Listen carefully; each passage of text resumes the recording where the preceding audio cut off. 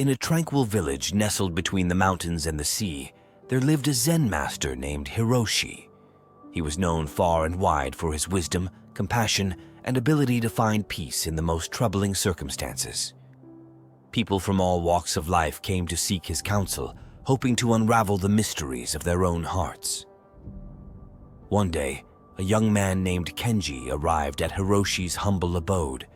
His face was etched with sorrow, his eyes heavy with the weight of many sleepless nights.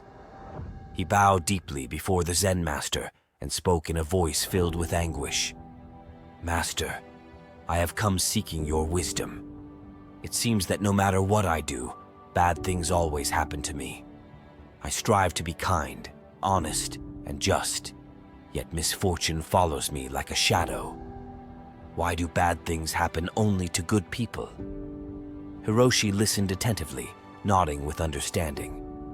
He gestured for Kenji to sit beside him by the koi pond, where the water lilies floated serenely and the fish swam in graceful patterns.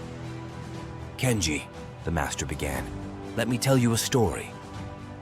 There once was a farmer named Yuta who lived in this very village many years ago. Yuta was known for his generosity and kindness. He shared his harvest with those in need, cared for the sick, and treated everyone with respect. Despite his goodness, his life was filled with hardships. His crops were often ravaged by storms, his livestock fell ill, and his home was nearly destroyed by a fire.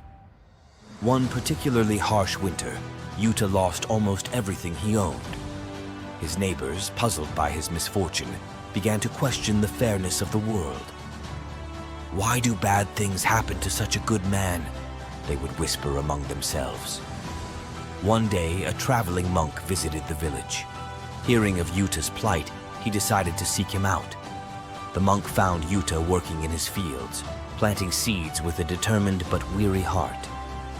He approached Yuta and asked, "Why do you continue to work so hard and help others, even when life seems to repay your kindness with suffering?"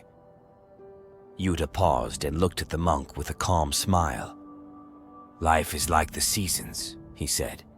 "There are times of growth and abundance, and there are times of decay and hardship. A farmer cannot control the weather, but he can choose how to respond to it. I have found that in giving and helping others, I find a purpose that sustains me through the hardest times." The monk nodded thoughtfully. "Your spirit is like a strong tree," he said. "Though the storms may come and the winds may blow, you remain rooted and resilient. Perhaps it is because of your goodness that you are able to endure the challenges that life presents." As Hiroshi finished his story, he turned to Kenji, who was listening intently.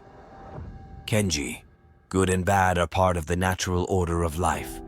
Just as the sun rises and sets, joy and sorrow alternate in our lives. It is not that bad things happen only to good people.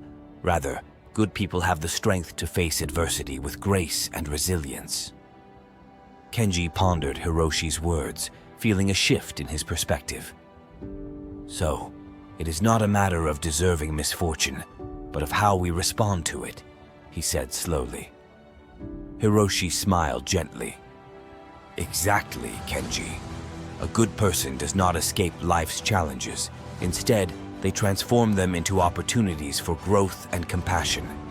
By accepting the ebb and flow of life, we find a deeper peace that cannot be shaken by external events." With newfound clarity, Kenji thanked the Zen master and bowed deeply once more. As he walked away from Hiroshi's home, he felt a lightness in his heart, ready to face whatever the future held with a spirit of resilience and acceptance.